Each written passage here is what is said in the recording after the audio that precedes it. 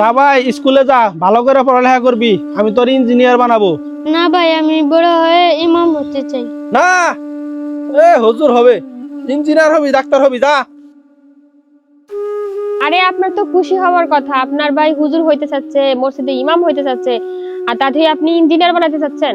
আমার একটা কথা বলো তুমি, আমাদের মসজিদের ইমামের বেতন কত? এই 8 থেকে 10,000, তোমার মাসে হাত খরচ কত? 12 থেকে 15,000 হবে। তাহলে একবার চিন্তা করে দেখো, তোমার হাত খরচ 12,000 টাকা, আর একটা মসজিদের ইমামের বেতন 8 থেকে মাত্র 10,000 টাকা। তাহলে ওই লোক সারা মাস কিভাবে চলে? এটা কি চিন্তার বিষয় না, ভাবার বিষয় না? এইভাবে যদি চলতে থাকে না, তাহলে কোনো মুসলমানই তার সন্তানদেরকে ইমাম বানাতে চাইবে না, কেউ তার বাচ্চাকে মাদ্রাসায় পড়াবে না। আমাদের প্রত্যেকটা মুসলমানের এই বিষয়টা নিয়ে চিন্তা করা উচিত। আরেকটা বিষয়, কেউ মারা গেলে জানাজা পড়াবে ইমাম, কোথাও বিয়ে হলে বিয়ে পড়াবে ইমাম, কোথাও মিলাদ মাহফিল হলে তাও ইমাম। আর ইমামের বেতন যদি বাড়ানোর কথা বলা হয়, তাহলে গ্রামের লোকজন বলে এই ইমামকে পাল্টাও, অন্য ইমাম নিয়ে আসো। আপনি একেবারে সঠিক কথা বলছেন।